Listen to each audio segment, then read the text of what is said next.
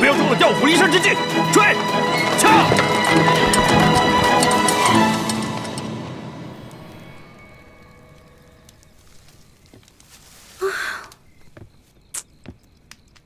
这龙小弟怎么回事啊？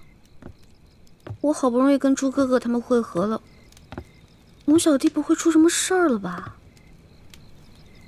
呸！乌鸦嘴！龙小弟一定没事的。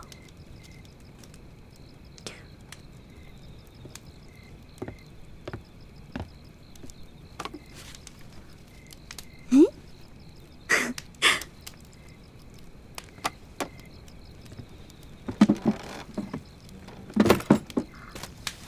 孔明灯哎！哦，我知道了，原来这家是靠做小手工维持生计的，后来逃难了，所以这些东西就放在这儿了。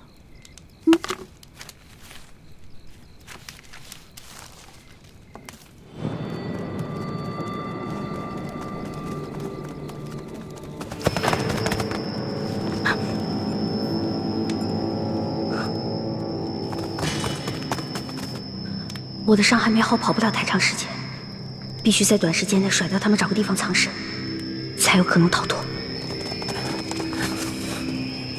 屋里只有那个丫头在，记着留活口，只要有她在咱们手上，她哥哥武功再高，咱们也不怕了。是，走，走。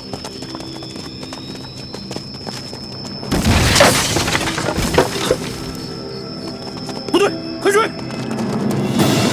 这边，快！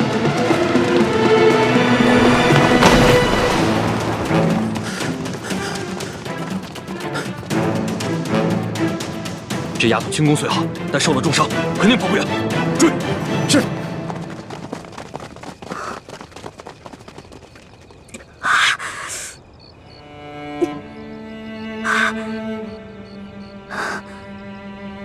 一环，别怕，你一个人逃了，只活了一个李一环。可龙小弟若是活着，就能救天下无数苍生的性命。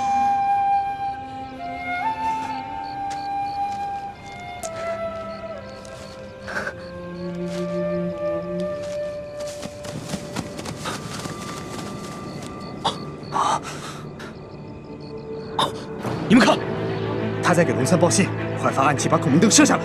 不行，这高度巡查暗器都射不到。先抓住那丫头，走。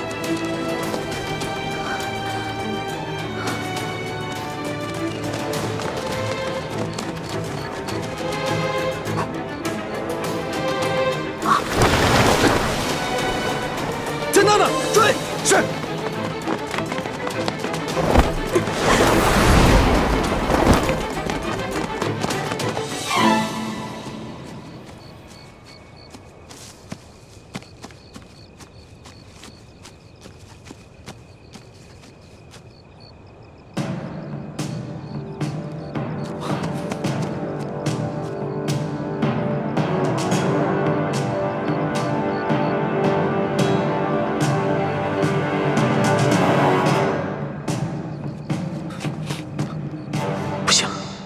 我走了一环怎么办？他冒险向我示剑，一定会暴露自己的藏身之处。他轻功虽好，但此刻重伤未愈，一定会很危险。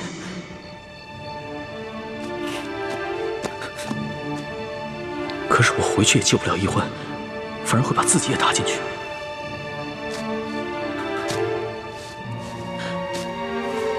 一环几次为我不顾生死，我却自顾自逃了。我如此胆小自私，又有何德何能君临天下？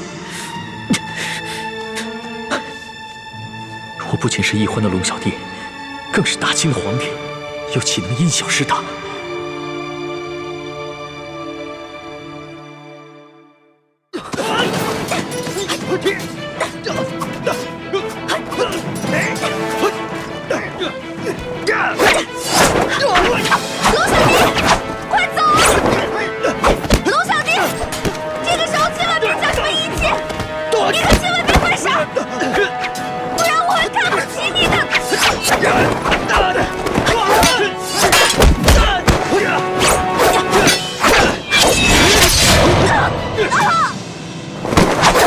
死丫头，轻功那么好，武功却平平。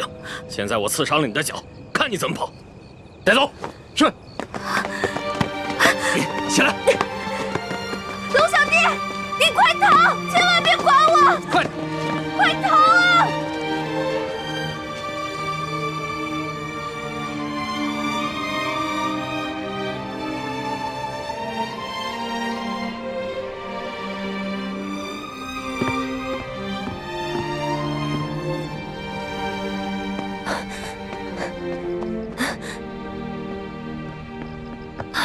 大师兄，小师妹和康熙呢？看来他们已经离开了。只有一张床。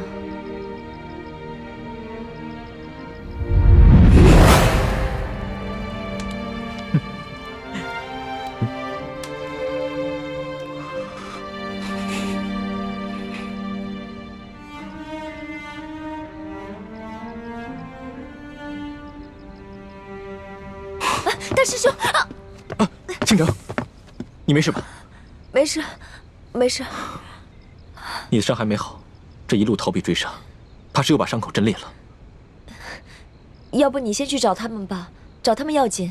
现在这里是安全的，你在这里休息一会儿，我先去找他们。嗯，我行动不便，就不拖累你了。一定要小心一点，如果发生什么意外的话，马上发出信号，我立刻赶回来。你放心，我只是腿受伤了。一般杀手还近不了我的身。好。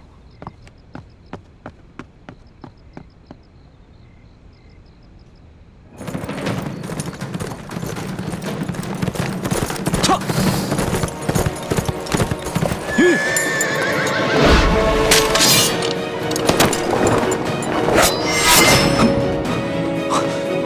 主子，怎么是你啊？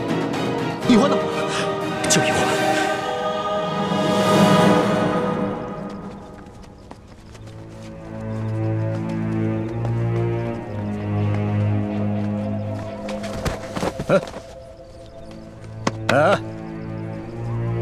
起来！刚才跑得跟飞似的，这会儿装死。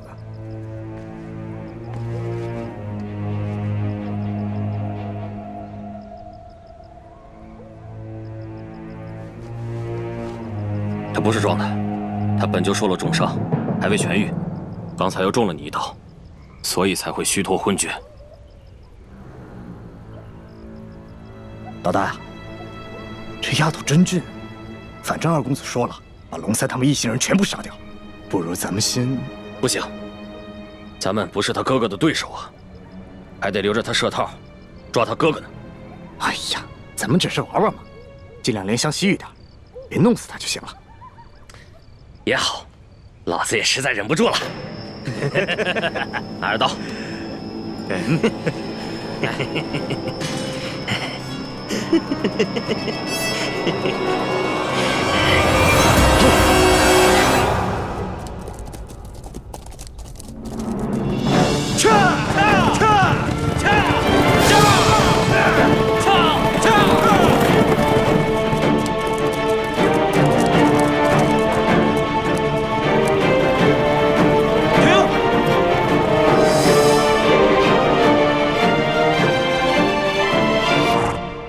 怎么了，苏大人？快准备接驾！接驾？皇上在哪儿啊？那个穿补丁衣服的就是皇上。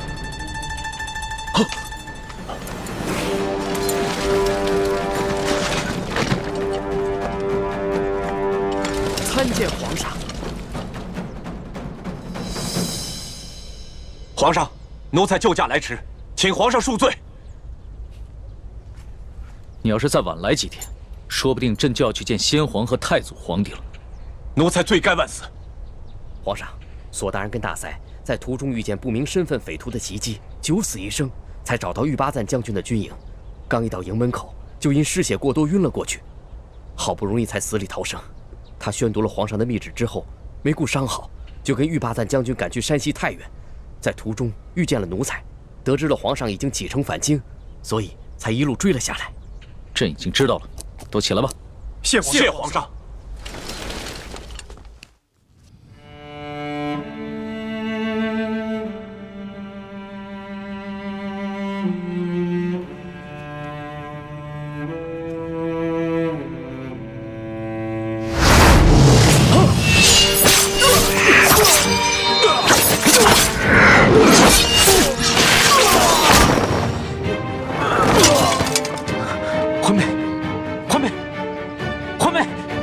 样，欢妹。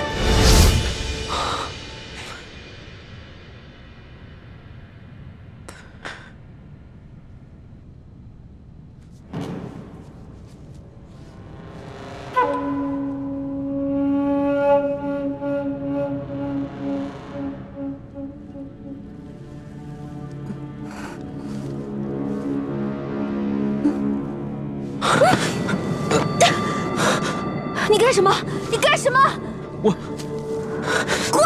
小师妹，我走。小师妹，我也是一时冲昏了头，情不自禁。情不自禁？你还有没有一点廉耻心？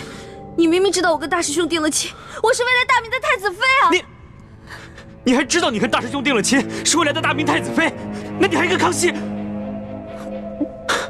你可以和大秦的狗皇帝亲热，我亲你一下，就变成了不知廉耻是吧？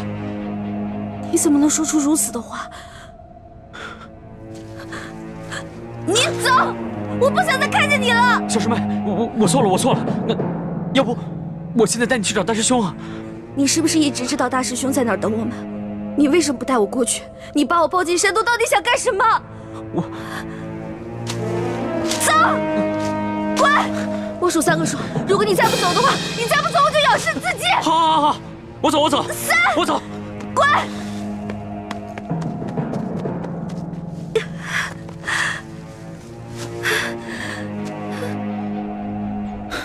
这都3天了，李欢怎么还没有消息？都没有。那些黑衣人不像是刘德昭的手下，而像是吴三桂花重金聘请的江湖流寇，身份不明，很难追查。眼下还没有证据证明那些黑衣人是受吴三桂所指使。吴三桂只知道龙三是普通钦差，而不是朕。如果他知道的话，只怕易欢会更加危险。所以，你们一定要守口如瓶。皇上，请您放心，奴才已经吩咐下去，任何人不得泄露消息。其二，为了避免打草惊蛇、危及圣安，奴才及手下将士未惊动地方官府，而只是秘密行军。你做得很好。皇上，那这刘德昭该如何处置啊？刘德昭乃胆大包天之徒，岂会束手待毙？若能逼得他叛乱，岂不是好？皇上，刘德昭居然敢下令通缉皇上，害得皇上九死一生，更害得臣妹生死未卜。臣恳求皇上立刻下旨，将其处以极刑，灭其九族。这个刘德昭纵然将他挫骨扬灰，也难消朕的心头之恨。臣愿意传旨问罪，捉拿刘德昭，为皇上分忧，为臣妹报仇。这刘德昭，毕竟在山西经营多年，若这么明旨问罪的话，让他知道了朕便是龙三，龙三便是朕，只怕他会狗急跳墙，联合众多的涉案地方官员起兵叛乱。纵然起兵叛乱，也成不了气候。玉巴赞手下都是以夷敌十的八旗精锐，一定能把他们收拾干净。皇上，奴才愿立下军令状，替刘德昭的人头来见。不必了。犯下滔天大罪的只是刘德昭等贪官，他手底下的官兵也是我大清的子民，又何必激起兵变，徒生内耗？皇上，那您的意思是？刘德昭此时啊，一定知道龙三被玉巴赞给接走了，他一定会心虚。如果朕所料不差，他弹劾龙三的折子已经在快马送往京城的路上。待朕回京之后，朕派一个老成持重的官员去接见刘德昭，就说他和龙三互相弹劾的折子，朕都已经看到了，朕不能偏听偏信，要宣他进京，和龙三当面对质。哎呦，哈哈哈！皇上，您这可太英明了。想那刘德昭自持手里面有假圣旨、假玉玺，他必定想侥幸最后一搏。这样，他很可能会老老实实的进京来对质，到时候我们便可不费一兵一卒，让他自投罗网。想不到他经历了如此大病，受了那么多此前从未受过的屈辱，还能如此冷静。若换了我，只怕会亲自率兵去捉拿刘德昭，一块凶夷。又如此强敌，我要光复大明，谈何容易？皇上，既然如此，那就请皇上尽快起驾回京吧。眼下易欢还生死未卜，朕放心不下。是啊，皇上，世庶姑娘是下落不明，可是您留在这山西，那也没有什么益处啊。简青，你快告诉我，易欢是不是已经……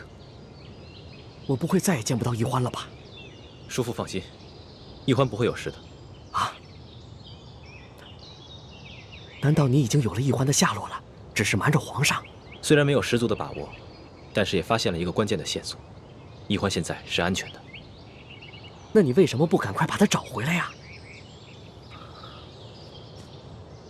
自从鳌拜在康熙面前点明我们兄妹的真实身份之后，康熙表面上不动声色，其实早就对我们兄妹存下了一份戒心。不过经过这几次我们兄妹出生入死的救护他的戒心应该已经消除了。但若是让易欢这么轻易地回到他的身边，说不定他反而会误以为这一切不过是我兄妹设计的苦肉计而已。你的顾虑也不是杞人忧天，但你可知，不仅皇上，就连索额图也在暗中怀疑你们了。索额图？难道他发现了我们的什么破绽？破绽倒是没有，只是他这次前去调兵，途中遭遇了几波江湖杀手的突袭，他怀疑是你暗中指使。他眼见皇上宠信你们，而易欢又为了救护皇上而被黑衣人掳走了，就没敢对皇上说，只是私下里和我提起过。所以我马上把你叫出来，就是想提醒你，一定要当心索额图。多谢叔父提醒，侄儿定当小心行事。好啊，那我就放心了。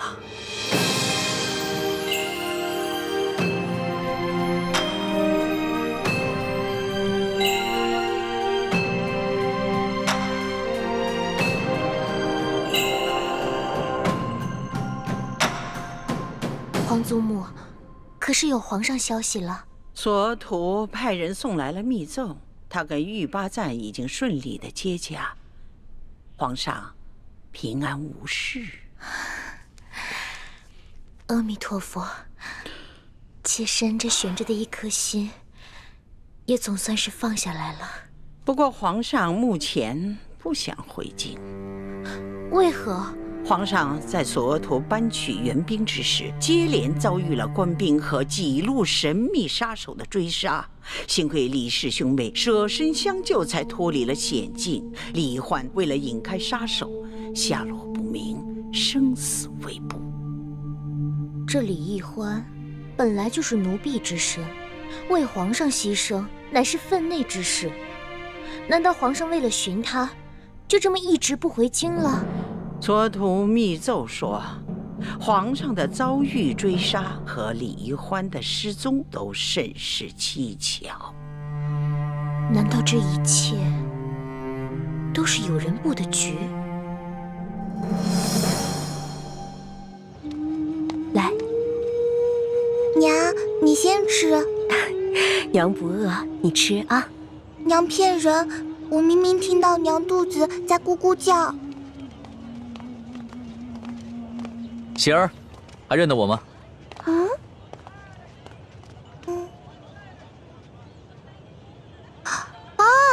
大哥哥，是你呀！喜儿，在吃什么呢？我娘煮的野菜糊糊，家里的米面都吃完了，只能吃野菜了。我娘说要再过几天，连野菜都没得吃了。这位公子爷是？我就是那日分走半张白面烧饼的叫花子，这次过来兑现对喜儿的承诺，还你们肉饼。真的，娘，我就说嘛，大哥哥是不会骗我的。哎呦，你看我这眼睛，那日小夫人说话多有得罪，还望公子大人有大量，不要以小夫人一般见识。没事的，大嫂，在这灾荒之年，人人都只能顾自己。这喜儿啊，能把仅有的一张烧饼分我一半，这等大恩，也是让我终身难忘的。来，啊，肉饼，整整10张肉饼，赶紧吃吧。娘，你先吃吧。谢谢公子爷。大嫂，能不能把这碗野菜糊糊给我喝呀？这，公子一看就是出身不凡的大富大贵之人，如何喝得这个呀？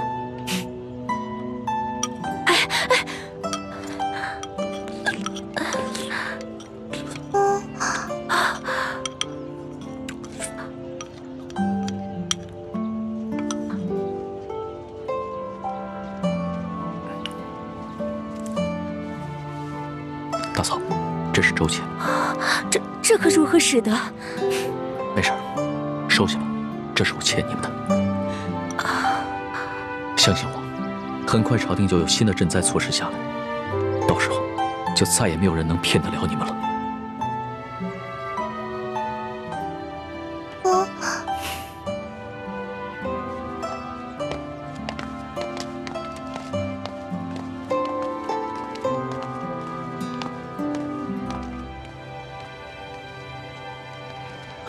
李太医，眼下易欢还没有消息，但是我已经决定明日回京，你不会怪我吧？主子言重了，主子乃万圣之尊，不宜久离京城。而且太皇太后已经传来懿旨，催主子回宫了。最重要的是，眼下山西有数十万的灾民急需朝廷的救助，更有看似表面祥和，其实已经危机四伏的朝局，需要我去治理整顿。这也是易欢为何宁可牺牲自己，也要救我的原因。所以，我不能辜负他。主子能以国事为重，是臣妹之幸，更是天下百姓之幸。请主子安心返回京城，寻找营救臣妹之事，就交给臣去做吧。臣正在想办法，通过一些江湖人士，打探那些黑衣杀手的下落，相信很快便会有消息。那一切都拜托你了。其实，在我的心里，你已并非我的臣下，而是我的朋友。易欢更是我唯一的红颜知己。如果他，那将是我穷尽终生都无法弥补的遗憾。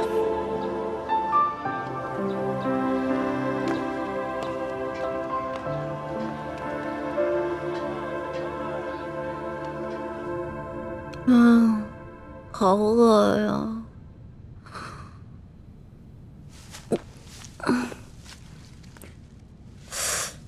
伤也好的差不多了，要不然出去找点吃的。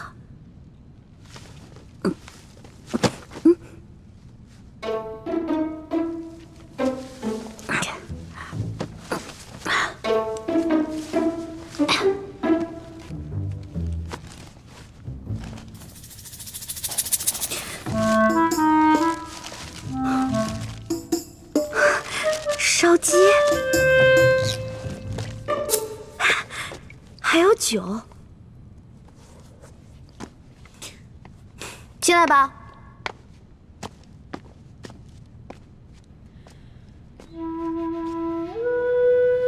我不是说让你滚了吗？我滚了，我真的滚了。可是你的伤没好，我不放心你，而且我算了一下，我留给你的水啊、干粮还有药，你差不多也应该吃完了，所以我就又回来了。你如果真的关心我，就应该把我的行踪告诉朱哥哥，让他来接我。没脸见他。我前不久做了一个很怪的梦，我梦见有个人跟我开玩笑，我推开他，还让他滚。不过现在我的伤好的差不多了，那个怪梦我也都忘了。真的啊？哎，不好的梦，忘了就忘了吧。但是下不为例。快吃吧。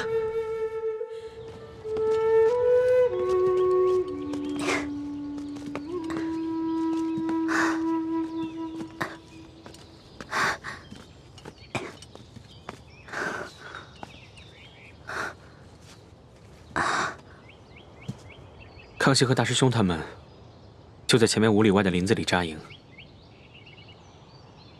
我不能继续再往前走了，会惊动林中暗哨。叶哥哥，你赶紧去找倩影姐姐会合吧。这几天他一直在吴应奇那边帮你撒谎，一定很辛苦。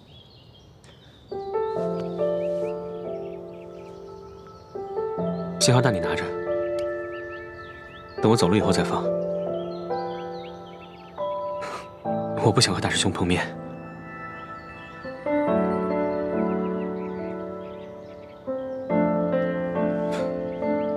好好照顾自己啊！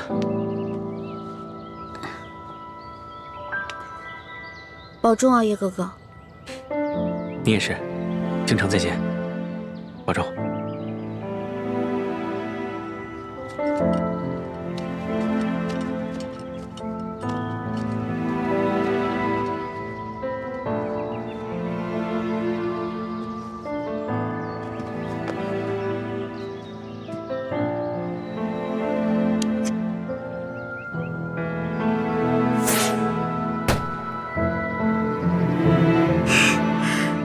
放了这个信号弹，猪哥哥就能看到我了。如果猪哥哥和龙小弟知道我平安归来的话，肯定像两个小傻子一样，嘿嘿，乐疯了吧？猪哥哥，你得快点来接我啊！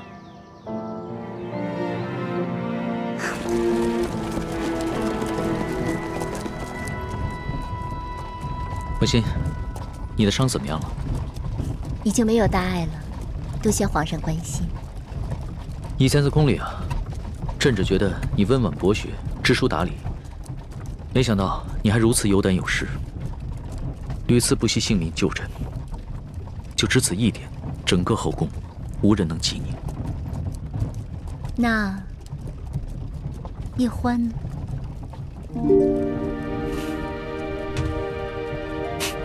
叶欢他也是朕的知己。朕也想将他纳入后宫，只不过他始终都咬定不肯，而且他已经许配过人了。哦，对了，皇上，臣妾有一事要向您禀报。雪嬷嬷的病已经好了，只是她伤心我爹的死，想为我爹守灵3年。臣妾未向皇上请示，便自作主张的准了。还望皇上恕罪。雪嬷嬷忠心护主，就由她去吧。这些小事你自己决定就行了。是。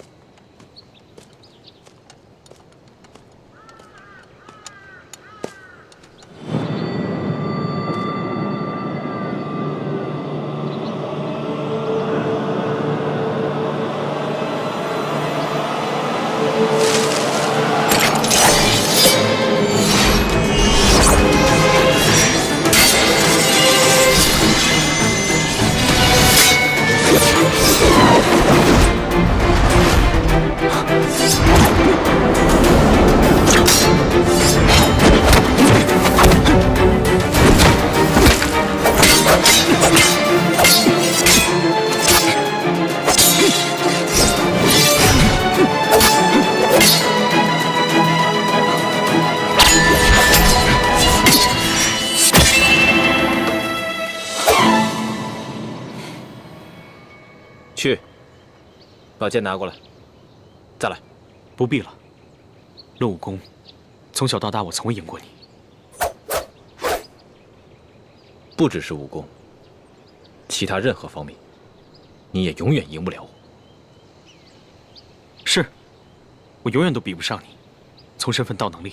那你还痴心妄想，跟我抢一欢，自不量力。大师兄，你误会了，我从未想过和你抢小师妹。幻妹是不是在你手上？我今天早上就把她送回清军营地了，你没见到她吗？她能平安回来就好。这几天，我一直四处寻找你们，没有在营地里。你怎么知道？是我救的一欢。那夜，我找到康熙以后，就去追踪那批黑衣人的下落。结果发现，他们全都被人一剑毙命。你的剑法我再了解不过了，就知道是你及时赶到，救下了一欢。可我还是去得晚了一步。小师妹的脚被他们给刺伤了，失血过多，已经昏了过去。我只好找了一个安全的地方给她疗伤。既然这样，你为什么不送她回来？也没有给我发信号。我给你们发了那么多信号，你居然一个都没有回应我。不要给自己找借口。是男人，就要敢做敢当。好，我敢做敢当，是因为我太久都没有见到小师妹了。好不容易见到她，我不想那么快就跟她分开。我只是想好好照顾她几日。真的只想照顾她几日这么简单？大师兄，你这么说，侮辱了我这个师弟不要紧，你还侮辱了一欢，更侮辱了你自己。好，我暂且相信你。不过你给我记住了，注意自己的身份，否则我绝不饶你。其实你不必像防贼一样的防着我，我对小师妹的心伤不了你，倒是小师妹的心。她的心怎么了？大师兄又何必自欺欺人呢？小师妹虽然武功平平，但如果就论轻功来说，连大师兄你也要甘拜下风。她是为谁预选的？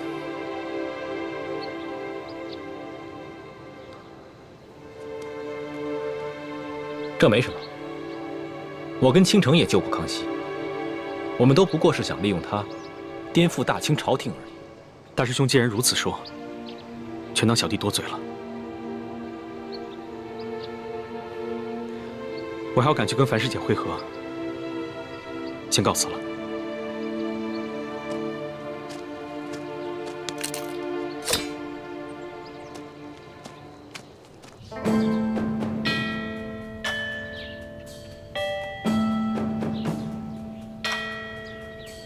皇上离宫月余了，若是没什么意外，也该回宫了。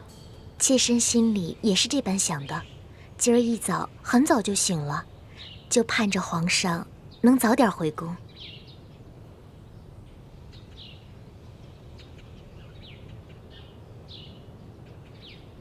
皇祖母，怎么了？是皇祖母怎么了，还是你自己怎么了？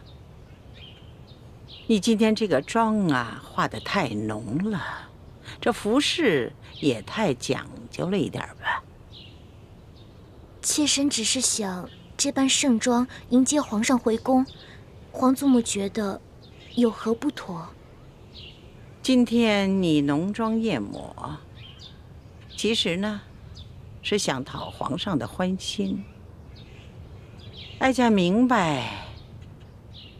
但是你没想到啊，皇上在外面历尽磨难不说，那个李易欢，至今还下落不明呢。他心里一定是不安静啊！你这样一来，不是适得其反了吗？皇祖母提醒的是，妾身现在就回去换一身装束。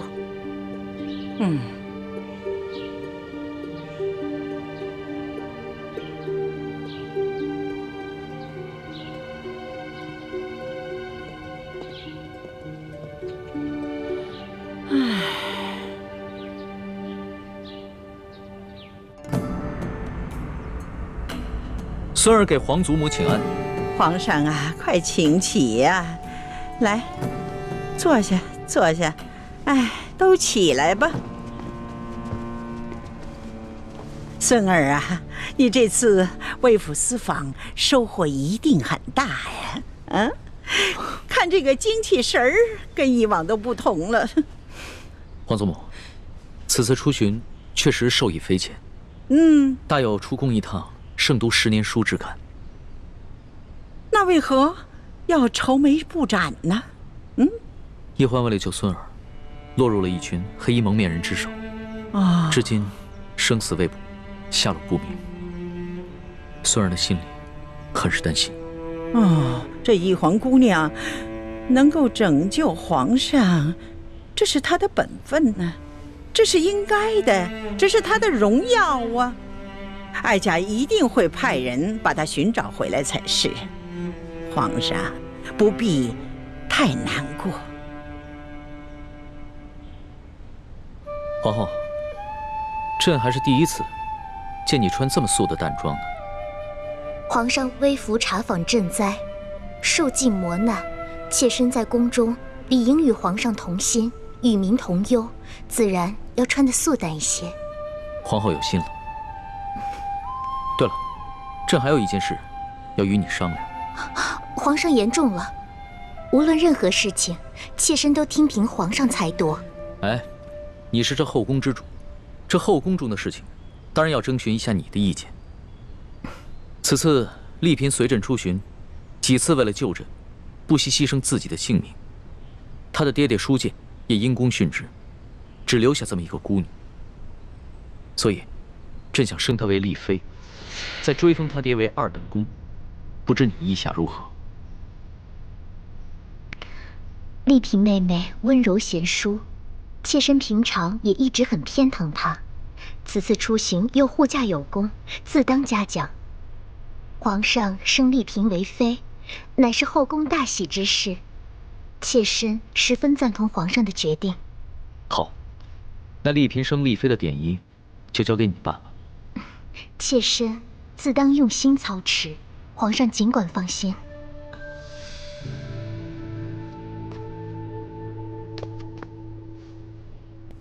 李公公，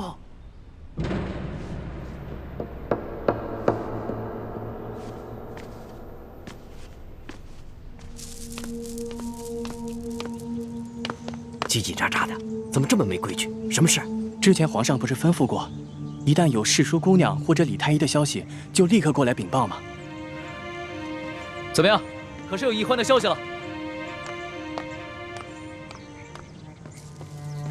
回皇上的话，暂时还没有世淑的消息，只是李太医回来了。皇祖母，那就让皇后在这陪您聊会儿天儿，虽然先行告退。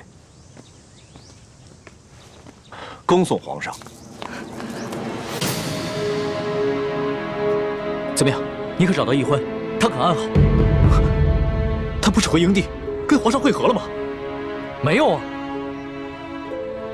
怕是他回营地的时候，你们已经撤走了。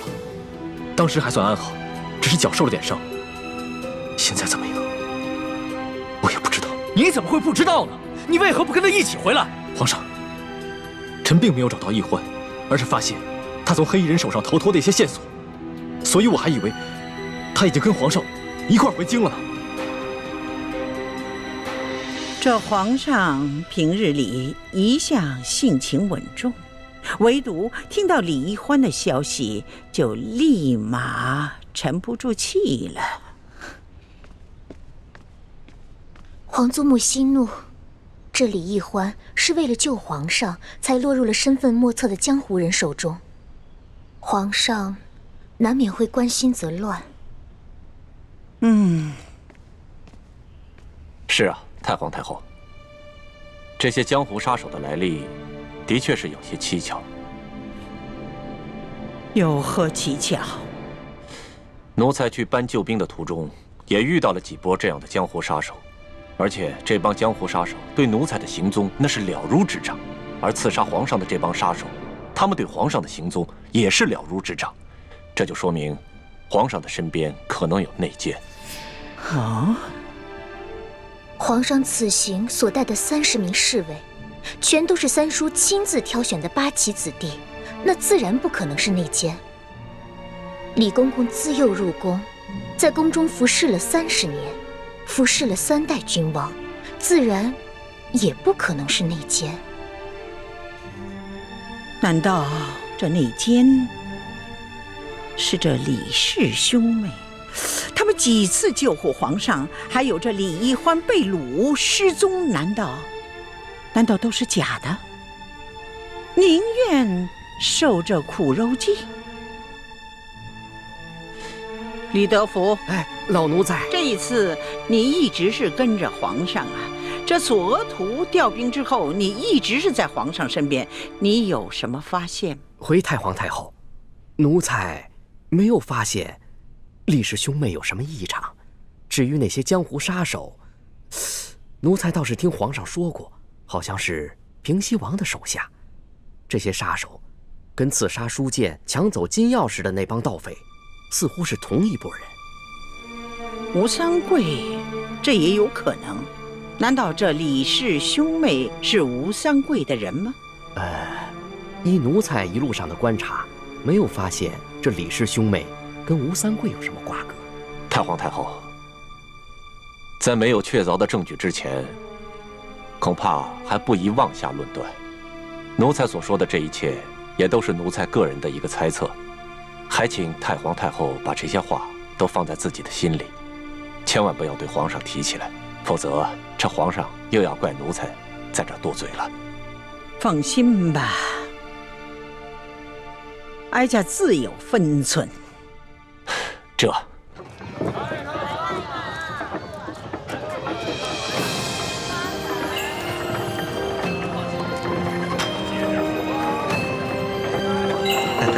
小兄弟到了。哎呀，谢谢你啊，给钱。客气，来，谢谢。不客气。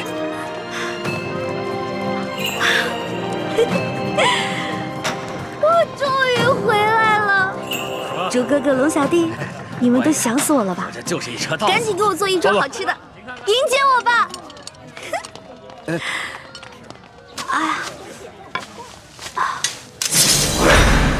大人，这有刀，抓起来！别动，别动！放开我！别动！那小子跟他是一伙的，抓起来！国父大明，大明万岁！别动！哎，你们干什么？你们抓错人了！我不认识他，我腿脚不好，我搭车的，我跟他不是一伙儿。那你跑什么呀？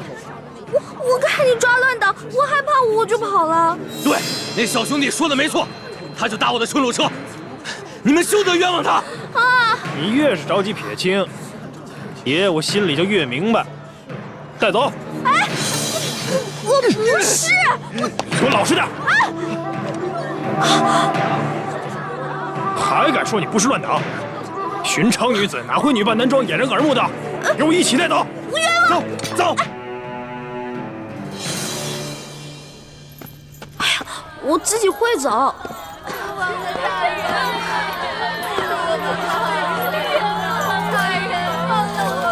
官爷，我是冤枉的，放我出去吧！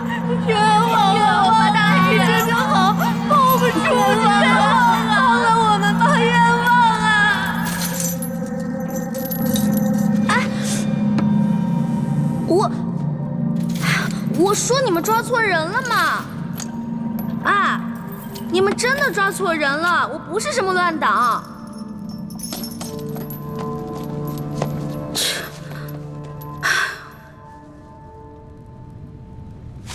啊，你们都是乱党啊？我不是，我家是开馒头店的。有一天，官爷到我们店里抓走2个工人，说他们是反清复明的乱党，还说我是他们的同伙，任我百般辩解，他们就是不信。我也不是啊，我家邻居出了个乱党，官爷就把我邻居全家还有相邻的几户人家全都抓走了。我就更冤枉了，我只不过是看附近菜市有一个老乞丐挺可怜，我就时常接济他，没想到那个老乞丐居然是乱党，官爷就说我资助乱党，不由分说的把我全家都给抓了。小孩真可怜。哎，不过你们都放心吧，既然大家都不是乱党，官府早晚会查清楚，放咱们出去的。妹子，你就别想了，一旦进了这里，就别指望能出去了。这些年到处闹乱党，京城闹得特别厉害，这顺天府尹就喜欢抓乱党。听说只有活抓进来的，没听说有活着放出去的。那他们总不能滥杀无辜吧？还不是为了钱吗？听说他们每抓一个乱党，都会获得不少封赏，按人头点，抓的乱党越多，封赏就越重。咱们呢，可都是他们的摇钱树。那他们这样冒领封赏，欺君罔上呢，难道不怕皇上砍他们头吗？皇上高高在上的，不出深宫，又怎会知道这里的猫腻啊？更何况，就算他有所知晓，只怕宁愿错杀100，也不肯放过一个。咱们贱民的命啊，在皇上眼里，也不过如蝼蚁一般。不是的，皇上不是这样的，皇上很体恤百姓的，他是个好皇帝。小妹妹，你怎么知道皇上不是这样的？难道你见过皇上？没有。我们家之前有个亲戚在皇宫当差，他跟我说的。皇上若真是圣明天子，这下面的官爷又怎敢如此乱来啊？你们等着。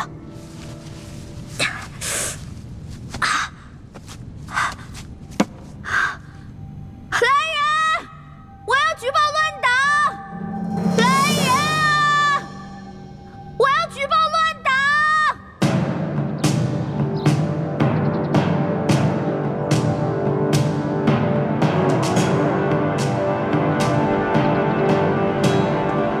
你说我们抓错了人，你不是乱党，是皇上身边的笔墨侍书李义欢。没错，大人，我是为了见大人，所以才骗狱卒说什么我要举报乱党，但根本没什么乱党，我也不是乱党，我是宫里的女官。臭丫头，你当本官是3岁小儿吗？这宫中哪来的笔墨侍书的女官职位？我本来是宫里的答应，笔墨侍书一职是皇上特意为我设置的。皇上特意为你设置了职位？这么说，你很受皇上的宠爱了？那为何皇上不直接封你做娘娘，而先封你做答应，再封你做女官呢？依大清的律例，这宫中的女官是不可能独自出京的。而你却为何会女扮男装，坐着乱党的牛车进京？那车夫，本官已经审问明白了，他此次进京的目的，就是为了纠结一帮同党，行刺朝中的要员。不是，误会了。我这1个多月前跟皇上去山西微服私访，结果这途中啊遇到了歹徒抢劫，我跟皇上就走散了。你们听听，难怪这臭丫头敢加入乱党，原来是一个无知无畏的疯丫头。皇上怎么可能去山西微服私访？这1个月来，皇上的确罢了朝，但皇上天天都在宫中与太皇太后潜心礼佛，为大清祈福，缓解旱灾。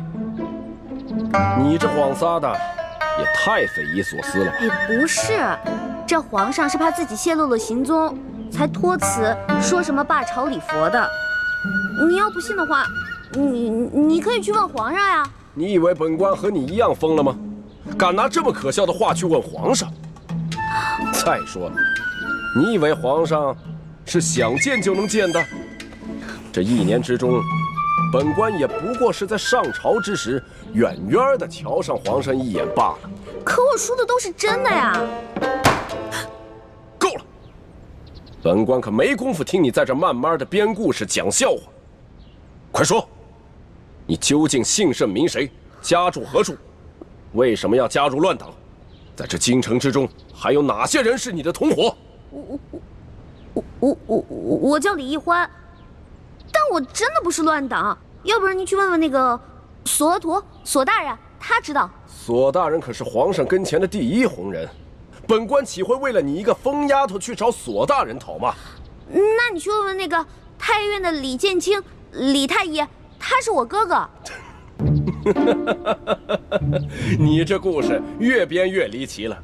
感情满朝的要员和你都是非亲即故，越是如此信口雌黄、东拉西扯，本官就越相信你就是图谋不轨的乱党。来啊，把他押入刑房，本官要亲自审审他。大人，冤枉啊！我真的不是。不招，招不招？不招！不招！招不招？不招是吧？不招是吧？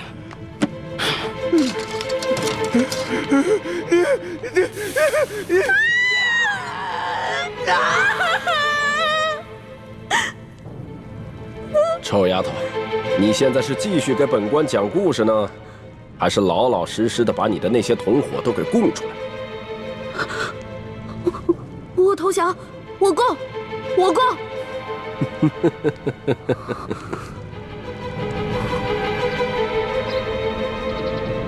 本官看你和寻常女子不同，有些胆识，想来在乱党中的地位一定不低，你供出来的同伙一定很有价值。大人英明，虽然我同伙不多，但是他们的地位都很高，他们都潜伏在紫禁城里，伺机刺杀皇上。哦，这可是大案呐！你的同伙叫什么名字？我同伙，我只知道他有个代号叫龙三，我跟他有一套特殊的接头暗号。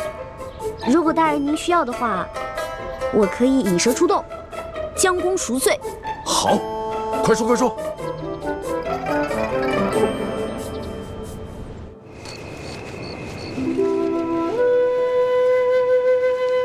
来，快点儿把这都点着，点着了以后都放上去。大人，这孔明灯啊，一转眼就升到空中去了，到了天上以后，就那么一点点，城外的人都看不清，史书姑娘来那么巧就看见。皇上让你放你就放吧，啊！其实史书姑娘能不能看见孔明灯并不重要，只要皇上心里有个寄托就行了。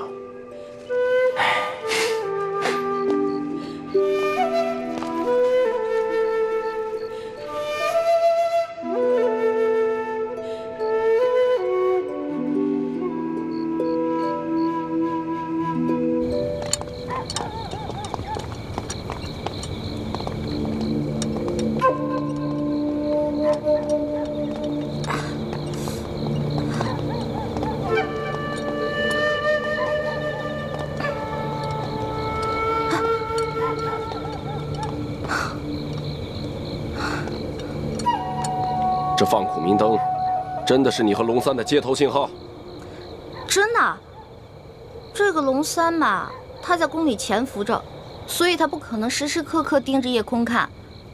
这个孔明灯最好半刻钟放一次，越多越好。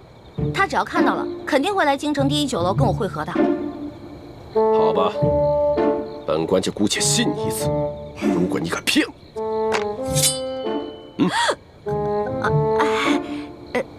大人，咱有话好好说，能别这样吗？我长得这么如花似玉的，我怎么敢骗你呢？我还不想让大人砍我脑袋呢，是吧？走。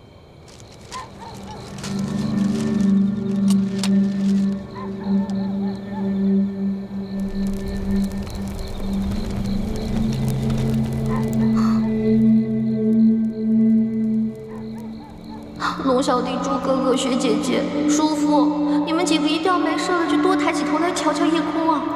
大慈大悲救苦救难的观世音菩萨，求你一定要保佑他们，至少有一个人能瞧见我这孔明灯啊！拜托了。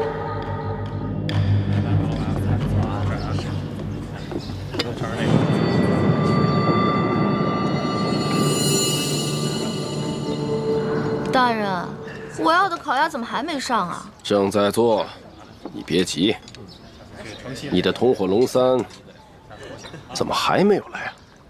正在来，您别急。臭丫头，今天已经是第3天了。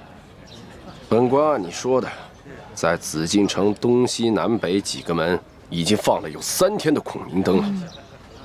要是你的同伙还不出现，那你就一定是在戏弄本官。本官一定会砍了你的头的。大人，您别急嘛，龙三肯定会来的。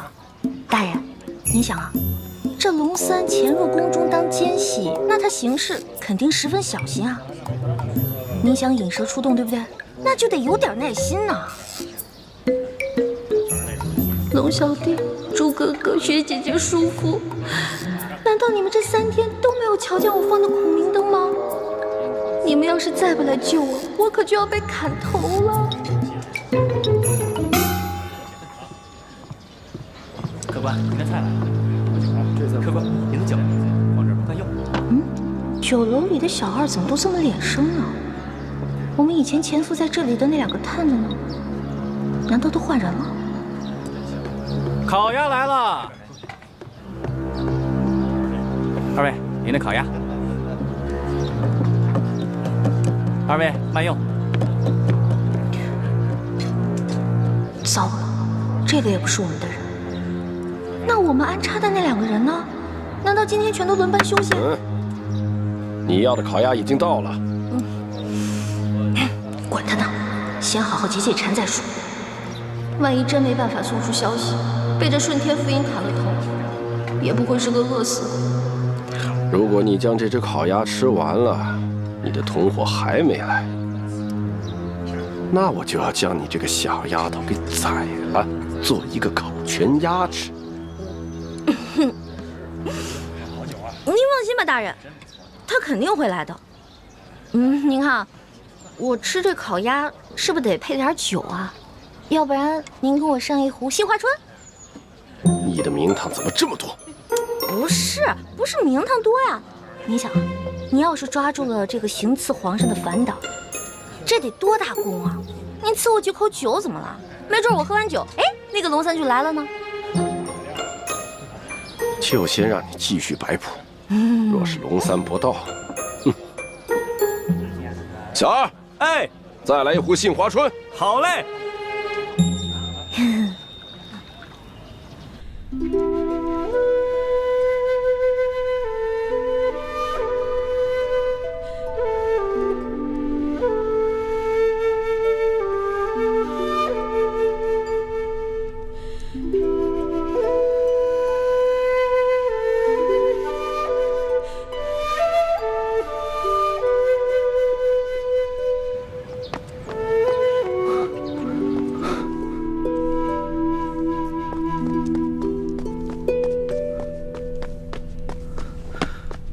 微臣参见皇上。快免礼。谢皇上。怎么样，有奕欢的消息了吗？奕欢的脚受了伤，我派人带着皇上画的画像，在山西进京的必经之路上打听，所有的饭铺、酒楼、旅店、客栈都打听了，终于打听到，奕欢一个人女扮男装，拄着拐杖，在往京城的方向赶路。最后一个见过奕欢的人是京城西郊一家面铺的老板，他说他亲眼看到奕欢上了一辆牛车，随着牛车往西城门的方向去了。那这么说的话，奕欢应该是平安回京啊，可他为什么不回宫呢？我也不知道。按理说，这么远的路都平安回来了，这已经到京城了，应该不会出现什么意外。这影一连3个晚上在御花园放了孔明灯，奕欢要是看见的话，他一定会回来的。这只能说明奕欢出事了。会不会是反清联盟的人把他给绑了？不可能。怎么不可能？这反党在朝中一定会有奸细。若是知道了奕欢和朕的关系，那难保不会打奕欢的主意啊！皇上，臣听说那些反党虽然处处跟朝廷作对，妄图恢复朱明王朝，但是却从来不敢绑架妇孺幼童的勾当。那要不是反党的话，那又会是谁呢？这吴三桂和刘德昭的爪子再长，也不会伸到天子脚底下来啊！再说了，奕欢就算脚上有伤，那他也是有一些功夫的，寻常的地痞流氓根本就拿他没办法。到底落在了谁的手里？微臣也觉得此事有点蹊跷，眼下只能多安排人再四处打探了。你一定不能大张旗鼓，必须暗中查访，要不然的话，一环就更危险了。微臣明白。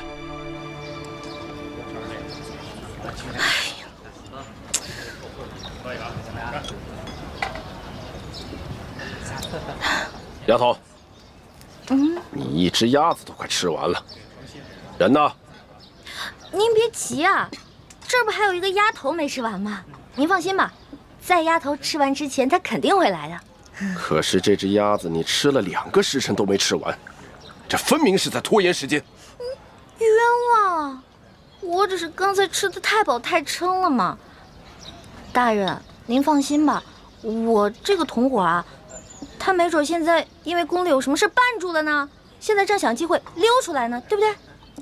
反正您放心吧，他肯定会来，已经等了2个时辰了，那也不怕再等会儿吧，是吧？好，本官就最后再信你一次。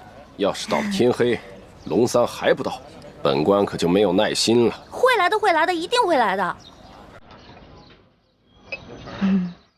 龙小弟、朱哥哥，我已经黔驴技穷了，你们要是再不出现，我可就真完了。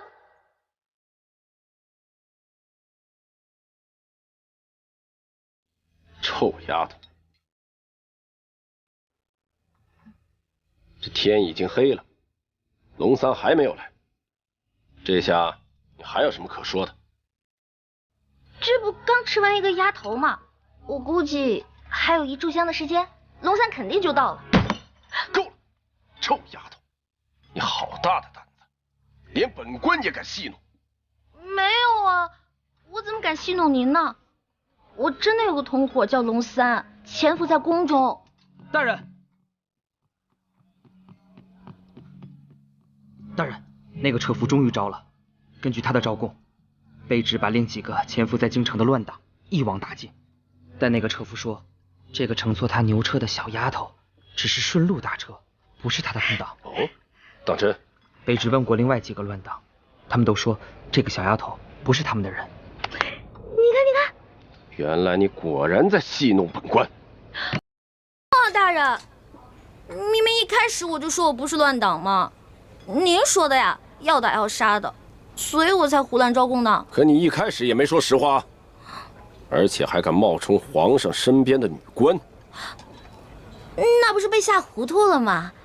我只好胡乱编瞎话了呗。现在好了，既然事情已经查清楚了，那是不是可以放小女子走啦？多谢大人。站住！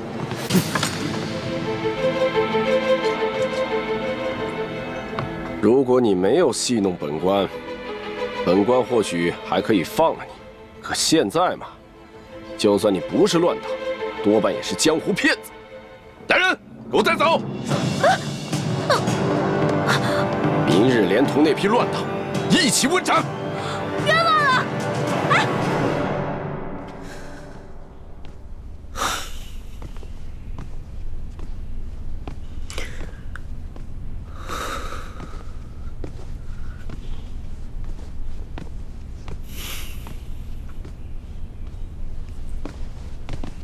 皇上，您不必担心，世淑姑娘吉人自有天相，一定不会有事的。可是朕的眼皮跳个不停，心里也有些发慌。朕总觉得一环好像遇到了什么危险。皇上，您这是关心则乱了。皇上，微臣参见皇上。起来吧。怎么样，有消息了吗？京城中有好多人都拾到了孔明灯，上面写着龙三出会地点。臣马上带着一环的画像去第1酒楼打探，终于打听到了陈妹的消息。原来他被顺天府尹甘国泰误当反党给抓了，现在已经押往刑场要问斩了。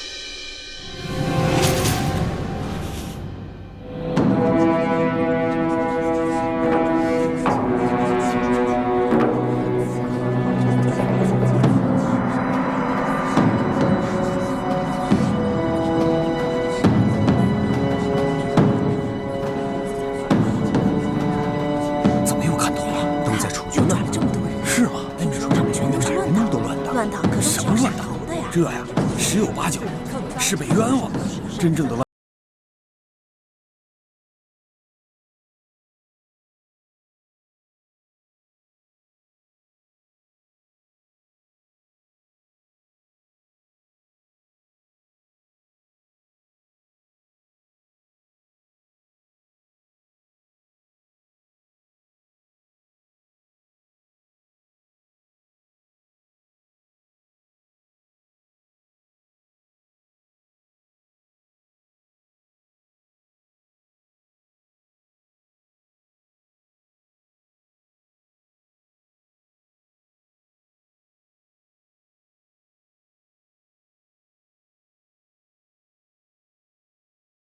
耍把戏。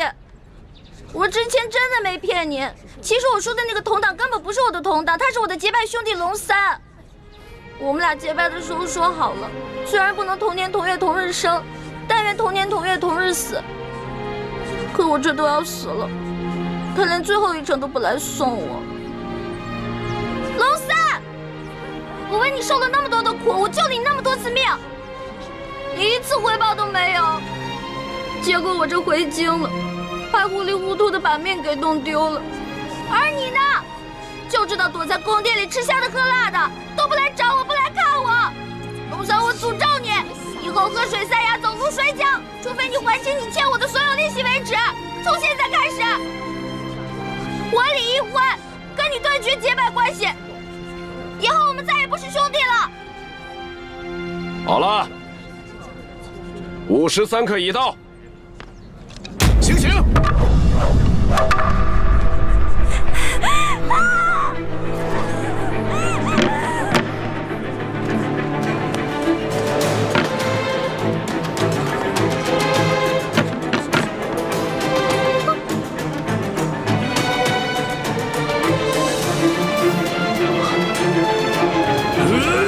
刀下留人！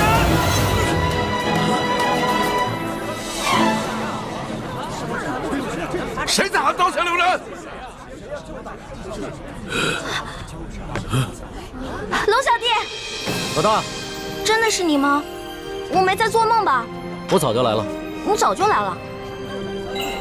大人，我说的同党就是他。真有同党？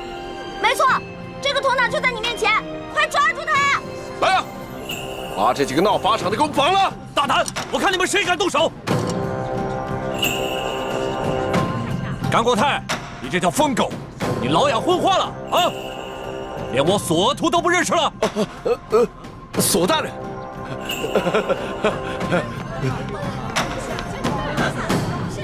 索大人，您怎么来了？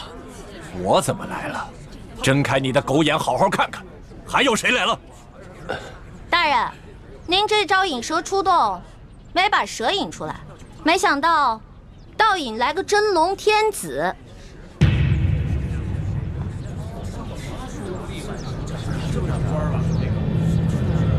跪下！皇上！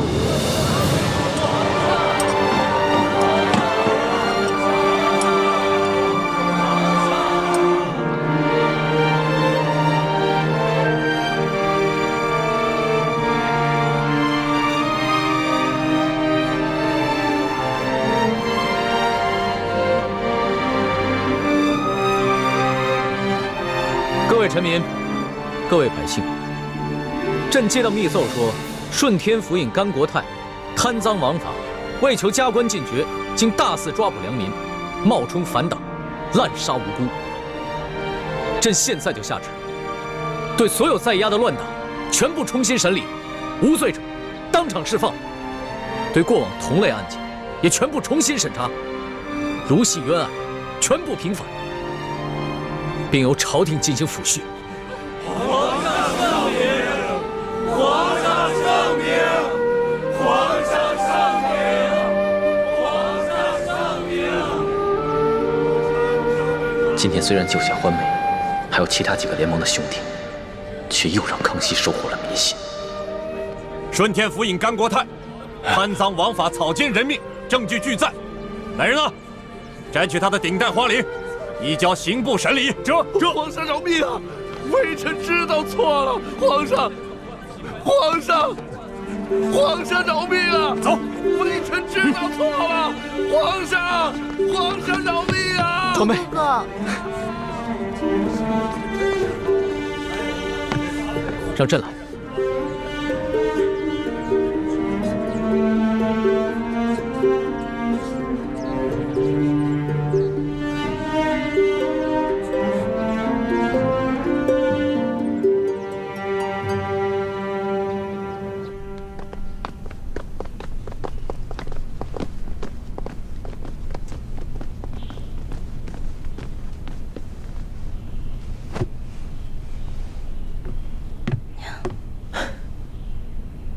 花儿，朕终于找到你了。你终于又活色生香的出现在朕的面前。皇上，你刚才那么任性张扬的把奴婢抱进来，这要让太皇太后看到了，又该说奴婢魅惑皇上，坏了宫里的规矩了。朕顾不了那么多了，你放心，有朕在，谁都伤害不了你。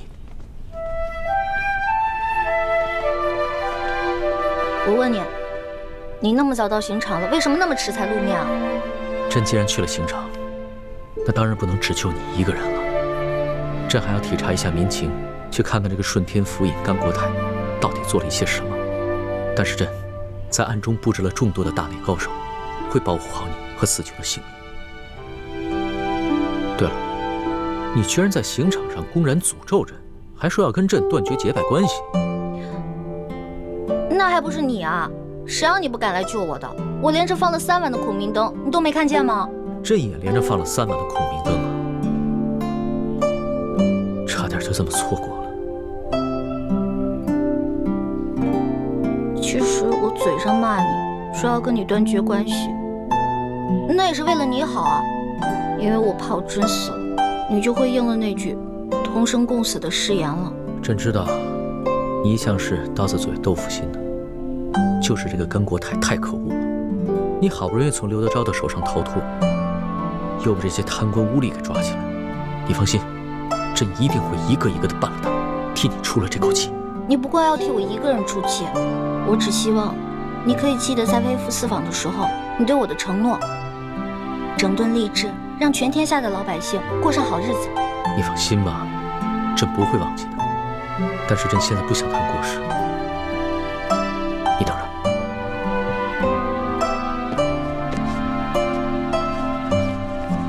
花儿，你看看，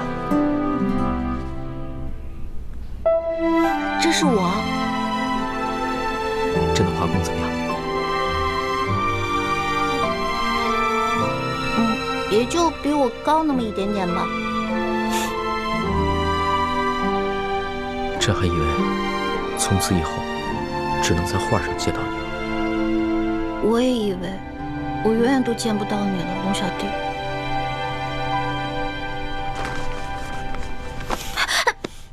你干什么呀？我只是你的笔墨诗书，我又不是你的嫔妃。你别口是心非了。你知不知道这些日子朕有多想你啊？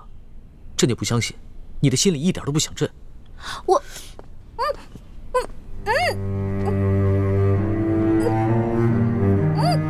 放开我！怎么了？咱们俩又不是没亲过。在山西你重伤的那段时间，都是朕帮你清理伤口的，而且还口对口的为你渡药。别再说了。微臣参见皇上。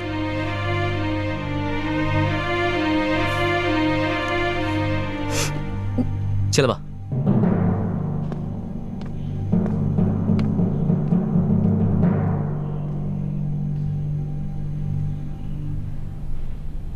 皇上，一欢脚受了伤，还是容臣先为他治伤吧。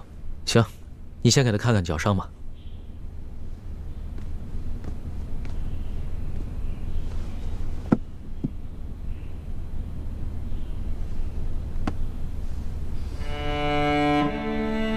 怎么样？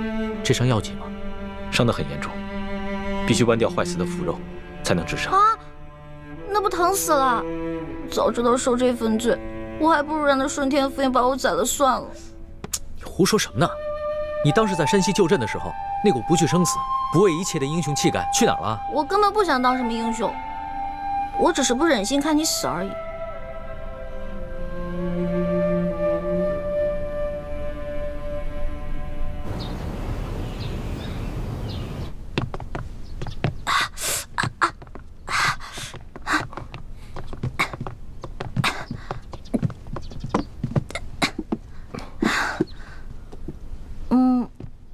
行了，我这没什么事儿了，你们先下去吧。是。朱哥哥，朱哥哥，我们节后重逢，你为何看上去那么不开心啊？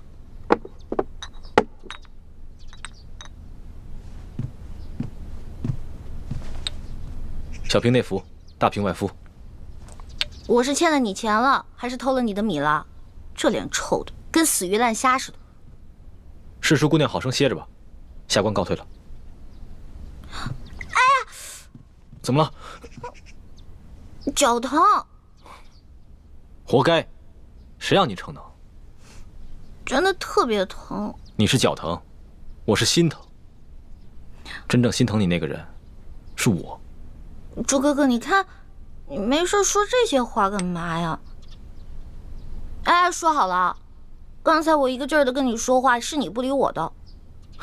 你知不知道这段时间我有多着急，像疯了一样到处找你？可你呢，居然愿意为了康熙这个狗皇帝，舍弃自己的性命。你知道我心里多难过吗？因为他是我的龙小弟，我们是结拜兄弟，他有难我肯定要去帮的。如果他换作是你，我也一定会不惜性命去救你的。原来，在你心里，他已经跟我一样重要了。你自然是要比他重要一些的。如果有一天我们兵戎相见，你会帮谁？我自然还是会帮你的，朱哥哥。也不知道你现在说的话还有多少是真的。但就算你说的是假的，只要你还愿意撒谎哄我开心，我也把它当成是真的。欢梅，你记住了，不许再为康熙以身涉险了。因为他如果没有你，他还可以继续做他的大清皇帝，还有他的3宫6院72妃。而如果我没有你，我真的是生不如死了。朱哥哥，你没有了我，你还有光复大明的大业啊！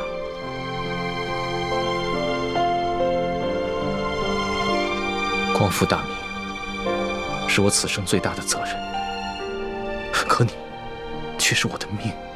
如果没有你，那我做什么都没有意义了。